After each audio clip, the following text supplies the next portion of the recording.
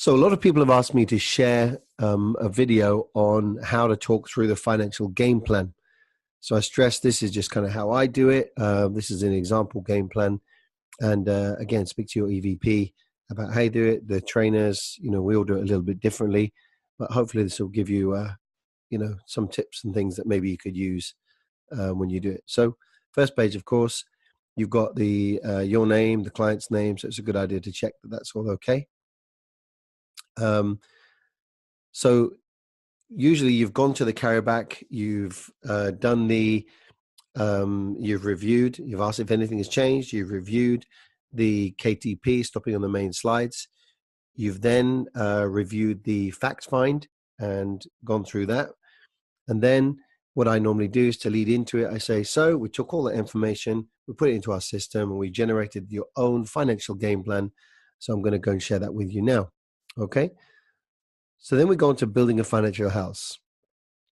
So I'm going to do this kind of just as if I'm doing it with a client, maybe stopping to kind of touch on a few things as we go. So I want to talk to you about building a financial house.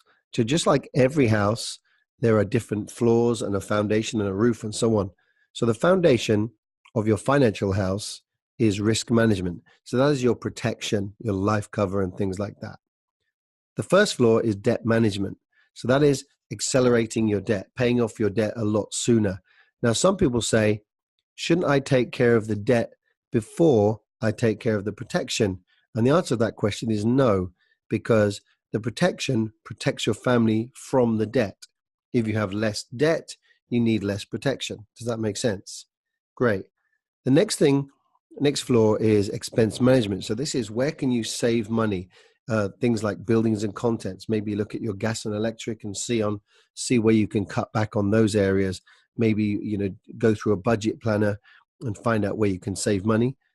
The third floor is your asset management. So this is your assets, your savings, property investments, ISAs, that kind of thing. So it's about your assets and so on, your investments. And then finally, the top floor is income management, which is all about making more money. So in order to be financially successful, it's good to address as many of these floors as possible. So we're going to go through a few of these as we go through this presentation. The first thing we need to do is look at where you're starting from. Any journey has got a beginning and an end. And first of all, we need to look at where you are right now. So this is kind of a general snapshot of your financial position. The most important thing to look at on here is where it says here, monthly outgoings, debt payments. And you see in this case, it says debt payments, just over £2,000 a month. So that's actually just under half of your income goes to service debt, mortgage, credit cards, etc. So let me ask you this. What would your life look like if instead of saying debt payments here, 2,000, it said disposable income, 2,000? And of course, at that point, they say, well, that'll be much, much better. Great. Well, that's basically one of the things the financial game plan is going to show you how to do. So we need to look at where you are right now. So what are your assets? What are your liabilities? And what does that mean towards your net worth? So if you look at your assets here, what this basically says is if you sold everything you owned, paid off everything you owed, what would be your financial value? What's your net worth? So in this case, you can see that you've got your assets here, your liabilities, and your net worth is about £70,000. That's what you're worth in monetary terms. So let me ask you, is that enough for you to kind of retire on and live happily ever after?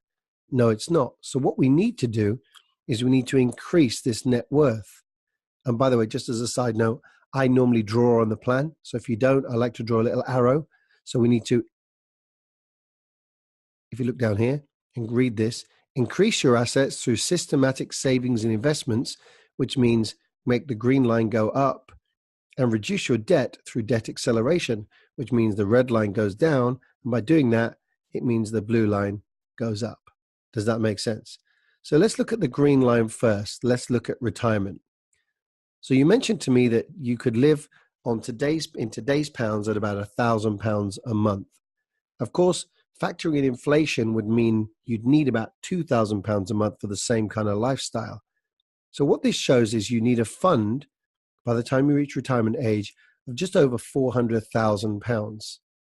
which sounds like a lot of money, but it is. But the good news is, if you start investing around £600 every single month in a fund or something where you can get 8% return, then that means that by the time you need that money, you'll have that fund. Okay? Does that make sense? If you wanted to wait a little bit longer, just about £460 a month.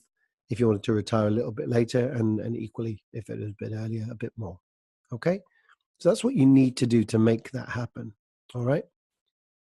We talked also about your goals and dreams. And so for education, for David and Sally, you mentioned that about £20,000 would be enough for that.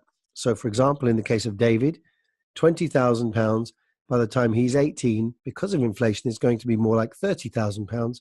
So it just shows you that you'd need somewhere between £120 and £160 a month to be invested every month to make sure that you achieve that objective. With Sally, it's a little bit different because she's a different age, of course. She's going to get there just a bit sooner. The price will be a bit less. So again, between £149 and £186 a month, roughly. Okay. And you mentioned that something you'd really love is a holiday home. You estimate about £40,000. So by the time you kind of get to that position, you're looking more like 65, 66. So about £200 to £280 a month is going to get you that. So altogether, best case scenario, we're looking about £400 to £500 a month to achieve those goals. Does that make sense? Great. So just to summarize here, we've got your retirement. We worked out, let's call it around £600 a month. So I typically write on here, retirement, 600. We've got these goals here, roughly 500. So 600 plus 500 is £1,100. So that's basically saying to get your goals and your dreams and your retirement, you would need to invest about £1,100 every single month from now. So let me ask you this. How easy would it be for you to do that right now? Okay, that would be really difficult. Well, that's a normal answer. So you have a choice to make. You can either fit your goals to your current income. In other words, which of these goals would you like to kind of give up on or put on the shelf? Or you can fit your income to your goals. Which would you rather do? Fit your income to your goals. So can you see why many of our clients end up coming to work with us? Because working with us 6 to 8 hours a week part-time, it's quite simple to make that extra £1,000, £1,500 a month you need to make those goals into a reality. Does that make sense? Great. Now let's talk about your debt. So you gave me a list of your debts and loans and credit cards right now. And so I want to show you your debt freedom date. So what the system works out is that if you just continued paying what you're paying right now, you would have a debt freedom date of 2040. Okay. Now, obviously that's a long time. Okay. So I want to show you a simple strategy so you can pay off your debt quicker, collapse those timeframes. Okay. So now at this point, normally what I do is I turn the back of the plan over. I always print the plan single-sided. So I've got space on the back of the plan to draw on or write on. So I turn over the back of the plan before I show them the next page. And I say that I'd like to teach you the concept of accelerating your debt, of debt stacking. So I draw it out for them, explain it in about 90 seconds. And I say, do you understand that concept? Does that make sense in principle how this works? Great. Perhaps I'll do a debt stacking example video. They say yes. I say, let me show you how that impacts on your debt situation. So your debt situation was 2040. By applying that simple principle, in your case, you had an extra couple of £100 to put in, £200 you mentioned. Your debt freedom date goes from 2040 to 2029, including your mortgage. And actually, you're going to save around just under £84,000 in interest. Does that make sense? Wow, that's great. Everyone's happy.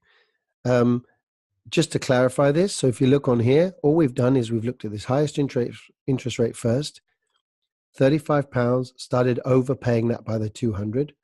Once that was cleared off in 2018, we've then moved that whole 235, so the 35 plus the 200, is now being used to overpay the Capital One card. Once that's paid off, we take the entire 404, start overpaying the next one, and so on, all the way down to the mortgage. And by doing that, that saves you a lot of years and, you know, £84,000. Does that make sense? Great. Sometimes what I'll also do, just so you know, is I might print out another 1 or 2 pages. So if I've got £50 here, I might do a 500 and maybe 1,000 and just insert them into the plan, because I also want to show if they come to work with us and they earned an extra 500 or £1,000 a month, what that would look like if they applied that too. So again, also very much a recruiting slide. You have to remember this is very much a recruiting presentation. When you go back, goals and dreams and retirement, that's a recruiting presentation. Debt stacking, again, a recruiting presentation. Okay, so then now you worked out when I was here last time roughly what you'd need in terms of protection needs. So again, we input on the system, and based on your other answers in terms of how long you'd need protection for and you know, income, survivor income and so on, the computers works that out a little bit more accurately based on your answers. Okay, so you worked out that you need around about £379,000 or £380,000 as a lump sum to be paid out to make sure the mortgage was paid, so the funeral was paid, the mortgage was paid, the debt was paid off, the money for the education, and also a lump sum could pay out to give you £1,000 a month income for that set period of time that you asked for.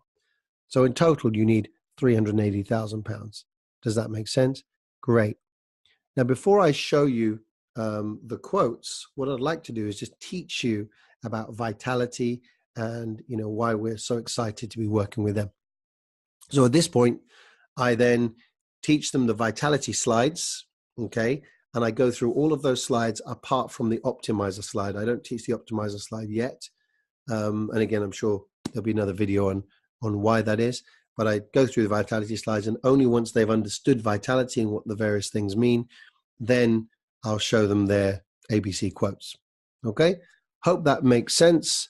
Quite a short video, but we can, you know, please feel free to comment and, you know, ask questions in the comments and that kind of thing.